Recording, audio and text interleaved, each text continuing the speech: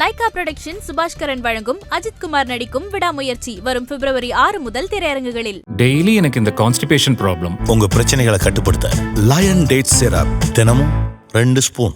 Doctor Sreevarma ஆயுள் தரும் ஆயுர்வேதா அறுவை சிகிச்சை இல்லா குணம் ஆயுள் கால நிவாரணம். திரு விஜய் அவர்களுக்கு ஏதாவது ஒரு செய்தி யாராவது ஒரு ஆத்மாவிடமிருந்து கிடைச்சிருக்காங்க? அவங்க தாத்தா ஆத்மாவை சொல்லியிருக்காங்க நிறைய விஷயம்.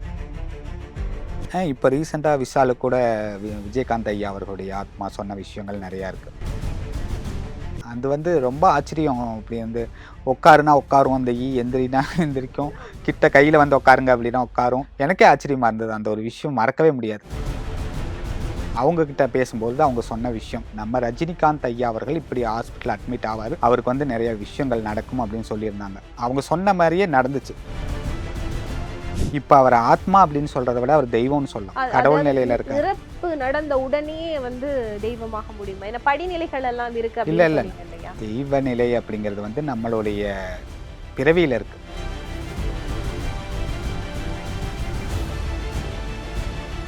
சார் வணக்கம். வணக்கம். நிறைய பிரபலங்களோட எல்லாம் நீங்க ஆத்மாக்களோட எல்லாம் பேசியிருக்கீங்க. சில ஆத்மாக்கள்லாம் சில செய்திகள் எல்லாம் சொல்லியிருக்கு. அப்படி உங்களுக்கு ஏதாவது பிரபலங்களுக்கு ஏதாவது செய்தி சொல்லணும் அப்படின்னும் போது ஏதாவது செய்திகளை நீங்க சொல்லியிருக்கீங்களா? அது பத்தி ஏதாவது சொல்லுங்களேன். சொல்லியிருக்கேன், நிறைய வீடியோவில் சொல்லியிருக்கேன். பட் அவங்கள டைரெக்டாக அவங்கள காண்டாக்ட் பண்ணி சொல்ல முடியாது அந்த விஷயங்களை. கண்டிப்பாக அவங்களும் வாட்ச் பண்ணுவாங்க அந்த வீடியோஸ் அப்படிங்கிறது எனக்கும் தெரியும். குறிப்பா குறிப்பிட்டு சொல்லணும் அப்படின்னு சொன்னா திரு விஜய் அவர்களுக்கு ஏதாவது ஒரு செய்தி யாராவது ஒரு ஆத்மாவிடமிருந்து கிடைச்சிருக்காங்க? அவங்க தாத்தா ஆத்மாவை சொல்லியிருக்காங்க நிறைய விஷயம். என்ன சொல்லியிருக்காங்க இந்த அரசியல் பத்தி? விஜய் அப்படின்னு சொன்னாலே இப்ப அரசியல்னா விஜயினுடைய அரசியல் பத்தி அவர் ஏதாவது சொல்லியிருக்காரு? அரசியல் அவருக்கு கை கொடுக்கும், அவருக்கு நிறைய ஆதரவு இருக்கு, அது பிரச்சனை கிடையாது. விஜயோடைய தாத்தா அவர்கள் அவங்களுடைய குலதெய்வத்திற்கு ஒரு வேண்டுதல் முன் ஜென்மத்துல வச்சு அவர் வாழ்ந்துட்டு இருக்கும்போது வச்சிருந்திருக்காங்க. அந்த ஒரு விஷயம் நிறைவேற்றல. கடைசி வரைக்கும் அவரால் நிறைவேற்ற முடியல. அந்த ஒரு விஷயம் அவர் பண்ணல. அந்த விஷயத்த இப்ப அந்த ஆத்மா முன் வைக்குது. நிறைய விஷயங்கள் விஜய்க்கு வரும், பிரச்சனைகள், இந்த மாதிரி விஷயங்கள் வரும். அதனால இந்த மாதிரி குலதெய்வ வழிபாடு, இந்த மாதிரி விஷயங்கள் பண்ணினால் அது நிவர்த்தி ஆகும். என்னுடைய வேண்டுதலை நிறைவேற்றணும் அப்படிங்கிறது அவருடைய ஆசை. அதாவது குல தெய்வ வழிபாடு தான் விஜய் செய்யணும் அப்படிங்கறது அவருடைய தாத்தா அவனுடைய ஆத்மாவுடைய வேண்டுகோளாக இருக்கு. வேற யாராவது பிரபலங்களுக்கு வேற ஏதாவது செய்தி உங்கள் மூலமா ஆத்மாக்கள் சொல்லியிருக்காங்களா?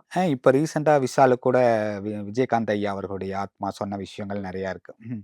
என்ன குறிப்பா என்ன விஷயம் சொன்னாங்க? ஏதாவது ஒரு செய்தி எங்களுக்கு சொல்ல முடியுமா? இல்ல, குறிப்பா சொல்லணும் அப்படின்னா சில விஷயங்கள் அவருக்கு ஒரு கட்டு, அவரை சுத்தி அவர் வீட்டை சுத்தி ஒரு கட்டு, அவருடைய மனநிலை கொஞ்சம் மாறுற மாதிரி ஒரு கட்டு, இந்த மாதிரி நிறைய விஷயங்கள் இருக்கு. அதை அவர் நிவர்த்தி பண்ணிக்கணும். அந்த மாதிரி ஒரு விஷயம். நிச்சயமா. வேற ஏதாவது திரு விஜயகாந்த் அவர்களுடைய ஆத்மா வேற ஏதாவது, ஏன்னா அவர் நிறைய நல்ல விஷயங்கள் எல்லாம் பண்ணியிருக்காரு. நிறைய இன்றைக்கும் அவருடைய நினைவு நாள் அப்படின்னும் போது மக்கள் கண்ணீரோட தான் இருக்காங்க. அப்படி இருக்கும்போது அவருடைய ஆத்மா உங்களோட நிறைய ஒரு நல்ல ஒரு ரெப்போல இருக்கும் அப்படின்னு சொல்லி நினைக்கிறேன். நிறைய காணொளிகள் போட்டிருப்பீங்க. சில நேரத்துல ஈயா கூட உங்க முகத்துல எல்லாம் அமர்ந்தது. இல்ல, அந்த வீடியோ நிறைய பேர் பார்த்துட்டு கால் பண்ணாங்க. அது ரொம்ப ஆச்சரியம். அப்படி உட்காருனா உட்காரும், அந்த எந்திரினா எந்திரிக்கும், கிட்ட கையில உட்காருங்க அப்படின்னா உட்காரும். எனக்கே ஆச்சரியமா இருந்தது. அந்த ஒரு விஷயம் மறக்கவே முடியாது. ஏன்னா 2 டைம் தான் அந்த மாதிரி எனக்கு நடந்திருக்கு. நம்ம சப்ஸ்கிரைபர் வீட்டில் இருந்து ஒரு வீடியோ போட்டோம். அன்னைக்கு ஒரு வந்துச்சு. அவங்க சொன்னாங்க, என் மகன் ஈயா நாங்கள் டீ குடிக்கும் போதும், நாங்கள் உட்காந்துருக்கும் போதும், எங்கள் பையனை நினச்சி பேசும் பொழுதும், எங்கள் பையனை நினச்சாவே அந்த வருது. என்ன காரணம்னு தெரியல. கண்டிப்பாக நீங்கள் என் பையனை கிட்ட பேசி ஆகணும்னு சொன்னாங்க. சரி அப்படின்ட்டு பேசலாம், நம்மளும் ட்ரை பண்ணி பார்க்கலான்னு போது அவங்க சொன்ன மாதிரியே வந்துச்சு. வந்துச்சு. அந்த ஒரு வீடியோ நல்லா வைரலா போச்சு. நல்லா நிறைய விஷயங்கள் ஆச்சரியப்பட்டு நிறைய பேர் கேட்டிருந்தாங்க. அப்புறம் இன்னொரு விஷயம் அப்படின்னு பார்த்தீங்கன்னா, மனோரமா ஆட்சி ஆகட்டும், நம்மளுடைய காந்திமதி அம்மா அவங்க கிட்ட பேசும்போது அவங்க சொன்ன விஷயம், நம்ம ரஜினிகாந்த் ஐயா அவர்கள் இப்படி ஹாஸ்பிட்டல் அட்மிட் ஆவார், அவருக்கு நிறைய விஷயங்கள் நடக்கும் அப்படின்னு சொல்லியிருந்தாங்க. அவங்க சொன்ன மாதிரியே நடந்துச்சு. அதை நான் என் சேனல் அந்த டேட்டோட எடுத்து மறுபடியும் போஸ்ட் பண்ணியிருந்தேன். சொன்ன விஷயங்கள் நடந்தது.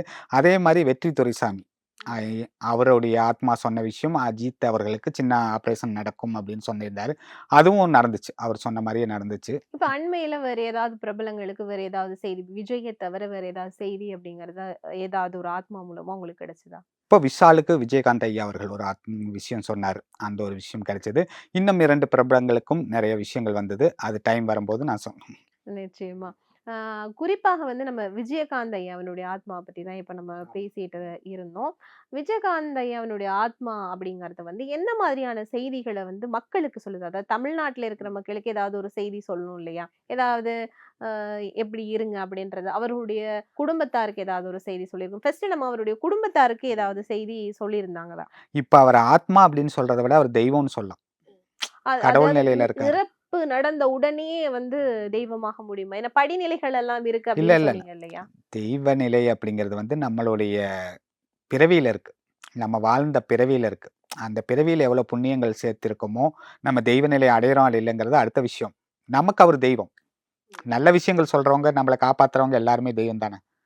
அதனால அவரு சொல்ற அந்த விஷயம் வந்து அவங்க குடும்பத்தாருக்கு நிறைய விஷயங்கள் சொல்றாரு.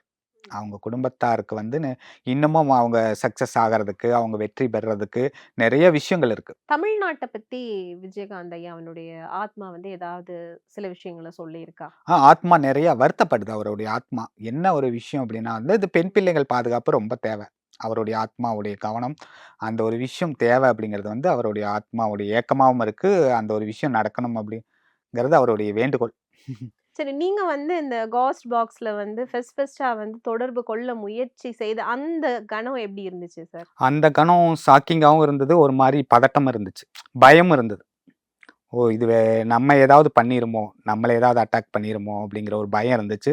பட் இருந்தாலும் அது தெரிஞ்ச ஒருத்தர பக்கத்துல வச்சுக்கிட்டு, அவர் மூலியமா, அவரோட உதவி மூலியமா, கடவுளோட அருளால இத ட்ரை பண்ணி பார்ப்போம் அப்படின்னு ட்ரை பண்ணோம். நல்லபடியாவே வந்துட்டு இருக்கு. இது நீங்க இந்த அவங்க பேசுற அந்த மொழிய கத்துக்கிறதுக்கு எவ்வளவு நாள் ஆச்சு? இத எப்படி கத்துக்கிட்டீங்க? அது கத்துக்கிறதுக்கு 6 மந்த் ஆச்சு. அந்த லாங்குவேஜ புரிஞ்சுக்கிறதுக்கே 6 மந்த் ஆச்சு.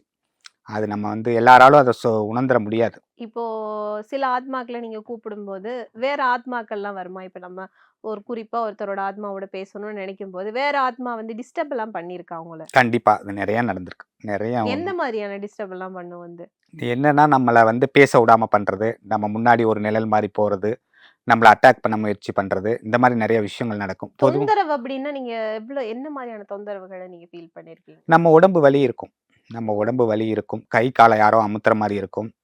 நம்மள யாரோ ஆட்கொண்டு நம்ம உட்கார்ந்திருக்க மாரி இருக்கும். பயமா இருக்கும். பயமா இருக்கும். உங்களுக்கு உடம்பு சரியில்லாமலாம் போயிருக்கா? இந்த மாரி ட்ரை பண்ணி? அந்த மாரி போயிருக்கு. இப்போ அது எப்படி நம்ம சேஃபா இருக்கணுங்கிறத நான் கத்துக்கிட்டதுனால, அதெல்லாம் இப்ப எனக்கு அது பெருசா தெரியறதில்ல. அதாவது இந்த சொல்லுவாங்க, ஆத்மாக்கு படிநிலை இருக்கு அப்டின்னு சொல்லுவாங்க. ஆமா, நீங்க இதுவரைக்கும் நெறைய ஆத்மாக்களோட ஆமா. பேசியிருக்கீங்க. இந்த படிநிலை பத்தி என்ன அவங்க சைட்ல இருந்து உங்களுக்கு சொல்லியிருக்காங்க? படிநிலை அப்படிங்கிறது வந்து 8 நிலைகள். துர்மரணத்திற்கு ஒரு நிலை. அப்புறம் குறைகளுடன், அதாவது ஏக்கங்களுடன், பழிவாங்குற எண்ணங்களுடன் இருக்கக்கூடிய ஒரு ஆத்மாக்கு ஒரு நிலை. அதையும் தாண்டி நல்லபடியா வாழ்ந்து, பேரன், பேத்தி எல்லாம் பார்த்து இறந்த ஒரு ஆத்மாவுக்கு ஒரு நிலை. அப்படி வந்து நிலைகள் அடுத்தடுத்து நோய்வாய்ப்பட்டு இருப்பவர்கள், விபத்துல இருக்கிறவங்க, அப்படி எல்லாருக்கும் ஒவ்வொரு நிலைகள் வரதா தான் அதிலிருந்து வருது நம்மளுக்கு மெசேஜ். அதாவது ஒவ்வொரு நிலை இதுல வந்து மிக உயர்ந்த நிலைன்னா என்ன? 8வது நிலை, ஆ. இறைநிலை. ஓ! இறைநிலை. இப்போ நீங்க வந்து சொன்னீங்க இல்லையா? புதைக்கப்பட்ட ஆன்மாக்கள் வந்து ஒரு நிறத்திலயும், எரிக்கப்பட்ட ஆன்மாக்கள் ஒரு நிறத்திலயும் இருக்கும் அப்படின்னு சொன்னீங்க இல்லையா? என்ன மாரியான நிறத்துல இருக்கும்? அது ஏன் அப்படி இருக்கு அப்படின்னு நீங்க நினைக்கிறீங்க? புதைக்கப்பட்ட ஆத்மாக்கள் பார்த்தீங்கன்னா, வெண்மை நிறத்துல இருக்கும். வெள்ளை புகை மண்டலமாக இருக்கும். எரிக்கப்பட்ட ஆத்மாக்கள் கருப்பு புகை மண்டலமாக இருக்கும். அதே சமயத்துல துர்மரணம் அடைஞ்சவங்கள புதைச்சாலும் கருப்பா தான் இருப்பாங்க. ஓ! வெள்ளைக்கும், கருப்புக்கும் வந்து நம்ம டிஃபரன்ஸ் இருக்கு. ஆமா. அதனுடைய இயல்புகள்லயே டிஃபரன்ஸ் இருக்கு. அப்போ நம்ம புதைக்கிறது தான் நல்லது அப்படிங்கிற மாரி நம்ம ஒரு முடிவுக்கு வரலாமா? ஏன்னா, அந்த வெள்ளை நிறம், கருப்பு நிறம்ன்றது வந்து கொஞ்சம் பிரச்சனைக்கான ஒரு நிறம் தான். அப்ப வெள்ளை நிறமா இருக்கிறாங்க புதைக்கப்பட்ட ஆன்மாக்கள்னா, இந்த புதைக்கிறது அப்படிங்கிறது சரி அப்படிங்கிற மாரி ஏதாவது ஆன்மாக்கள் உங்களுக்கு சொல்லியிருக்காங்களா? கண்டிப்பா. எரிக்காதீங்க அப்படின்ற ஏதாவது கண்டிப்பா. சொல்லியிருக்காங்களா? புதைக்கிறது வந்து ரொம்ப நல்ல விஷயம். ஏன்னா வந்து ஒரு ஆத்மா வந்து இறந்து அந்த உடலை அடக்கம் செய்யும் வரைக்கும் அந்த ஆத்மா அந்த உடலுடன் தான் இருக்கும். ஏன்னா அந்த உடலுக்குள்ள போகணும் அப்படிங்கிறது தான் அதோட ஆசை. மீண்டும் அந்த உடலுக்குள்ள நம்ம போயிற மாட்டோமா அப்படிங்கிற ஏக்கம் அடக்கம் செய்யும் வரைக்கும் இருக்கும். அதனால தான் அந்த காலு, அந்த மூக்குல பஞ்சு வைக்கிறதெல்லாம் அது ஒரு முக்கியமான விஷயமா இருக்கு. சில ஆத்மாக்கள் அதுல சக்சஸ் பண்ணி உடலுக்குள்ள போயி மயானம் வரைக்கும் போய் எழுந்தவங்களா இருக்காங்க. அவங்களுடைய போராட்டத்தினால அவங்க வந்து உடலுக்குள்ளே போயிடுறாங்க சில பேர். அப்படி மீறி உடலுக்குள்ளே போனாலும் அவங்களால ரொம்ப நேரம் உயிரோடு இருக்க முடியாது. மறுபடியும் அவங்க இறந்து தான் ஆகணும். ஆனால் நிறைய பேர் சக்ஸஸ் பண்ணியிருக்காங்க. 100ல் 1 நீங்கள் கேள்விப்பட்டிருப்பீங்க. இறந்துட்டாருன்னு நினச்சி டாக்டரே இறந்துட்டாங்கன்னு சொல்லி கடைசியில் பார்த்தீங்கன்னா உயிரோடு வந்திருப்பாங்களா. அதெல்லாம் அவங்களுடைய முயற்சினால் நடந்த விஷயங்கள். அதாவது பாவக்கணக்குகளை யமதர்மன் பார்ப்பார். ஆனால் வந்து எல்லா விஷயத்தையும் செயல்படுத்தக்கூடியது, எல்லா விஷயத்தையும் கண்காணிக்கக்கூடியது மகன்கள். யமதர்மனை பொறுத்த வரைக்கும் தங்கை ஒரு பக்கம், அம்மா ஒரு பக்கம். 2 பேரும் அவருக்கு முக்கியம். அவங்க 2 பேர் தான் உலகம். மகன்கள் மனைவியை விட அவங்க 2 பேர் அவருக்கு வந்து ரொம்ப ரொம்ப முக்கியமான நபர்கள். அதனால வந்து இப்பவும் அவங்க தாயையும் தங்கையும் வணங்கினால் எல்லாமே யமதர்மனிடமிருந்து தப்பிக்கலாம் அப்படிங்கிறது கூட ஆத்மாக்கள் சொல்லக்கூடிய ஒரு விஷயம். சோல் பாக்ஸ் இன்டர்வியூ போடும் பொழுதும் அவங்களும் நிறைய பேர் சொல்லியிருக்காங்க. சாந்தி அப்படிங்கிற தெய்வம் வந்து கண்டிப்பா அந்த சாந்தி அடைந்தால் மட்டும்தான் நம்ம வந்து அடுத்த பிறவிக்கு போக முடியும். இப்போ வந்து நம்ம ஒரு திதி குடுக்குறோம், ஒரு தர்ப்பணம் குடுக்குறோம்னாலும் நம்ம அந்த தெய்வத்துக்கு தான் குடுக்குறோமா? ஆமா. இல்லது இந்த ஆத்மாக்களுக்கு குடுக்குறோமா? அது ஆத்மாக்களுக்கு. நிச்சயமா. இப்ப இந்த சாந்தி தெய்வத்த வழிபாடு செய்றதுக்கு ஏதாவது முறைகள் ஏதாவது இருக்கா? இவங்கள வந்து இப்ப நீங்க ஏற்கனவே சொன்னீங்க இல்லையா? ஆமா. யமன நம்ம வந்து ம். யமபயம் குறைக்கணும்னாலே ஆமா. அவங்க அம்மாவையும் தங்கையும் ஆமா, வழிபட்டாலே போதும். கல்வன். இப்போ நமக்கு ஆத்மாக்கள்லாம் சாந்தி அடைந்தாதான் அடுத்த கட்டம் அப்படின்ற ஆமா. ஒரு விஷயம் இருக்கும்போது, அவர்களுக்கான வழிபாட்டா முறை ஏதாவது இருக்கும் அப்படிங்கிற மாதிரி அவங்கள சொல்லுவாங்க. வழிபடுறது நம்ம வீட்ல வழிபடக்கூடாது. ஆத்தங்கரையோ, குளத்துங்கரையிலயோ நம்ம வந்து அவங்கள நெனச்சு, நம்ம வந்து மண்ணுல ஒரு இது மாரி புடிச்சு வச்சு தான் வழிபடணும். சாந்தி தெய்வம். நம்ம அத வழிபட்டுட்டு அந்த மண்ண கரைச்சிரணும். அப்படியான முறைகள் இருக்கு. முறைகள் இத இருக்கு. வந்து யார் உங்களுக்கு சொன்னாங்க? ஏன்னா எனக்கு இந்த சாந்தின்றதே தெய்வம்ன்றது சரி, சரி. புதுசா இருக்கு. இப்படி ஒரு முறை இருக்கு அப்படிங்கறத வந்து ஏதாவது ஒரு ஆத்மா சொல்லிச்சா உங்களுக்கு? இது நெறைய ஆத்மாக்கள் சொல்லியிருக்காங்க. நெறைய இந்த சாந்தி அப்படின்னு பேர் கேட்டதுக்கப்புறம் நெறைய பேர்த்துக்கிட்ட கேட்டுருக்கேன். சிங்கர் சொர்ணலதா மேடம் வீடியோல நெறைய விஷயங்கள் நான் கேட்டப்போ, இந்த கண்ணகியோடைய அந்த சோல் பாக்ஸ் இன்டர்வியூல நெறைய விஷயங்கள் சாந்தி தெய்வத்த பத்தி குறிப்பா நான் நெறைய கேட்டுருக்கேன். கண்டிப்பா நம்ம அத பண்ணுவோம். நெறைய பேருக்கான கேள்விகளுக்கான ஒரு பதிலாவும் அது அமையும் அப்படின்னு சொல்லி நான் நினைக்கிறேன். ரொம்ப தூரத்துல இருந்து நமக்காக வந்து எக்ஸ்க்ளூசிவா முதல் எங்களுக்கு வந்து உங்களுடைய முதல் நேர்காணல இன்டர்வியூ. கொடுத்திருக்கீங்க. ரொம்பவே நன்றி. நன்றி. லைகா புரொடக்ஷன் சுபாஷ்கரன் வழங்கும் அஜித்குமார் நடிக்கும் விடாமுயற்சி வரும் பிப்ரவரி 6 முதல் திரையரங்குகளில். டெய்லி எனக்கு இந்த கான்ஸ்டிபேஷன் ப்ராப்ளம். உங்க பிரச்சனைகளை கட்டுப்படுத்த லயன் டேட் சிரப் தினமும் 2 ஸ்பூன். டாக்டர் ஸ்ரீவர்மா ஆயுள் தரும் ஆயுர்வேதா அறுவை சிகிச்சை இல்லா குணம் ஆயுள் கால நிவாரணம்.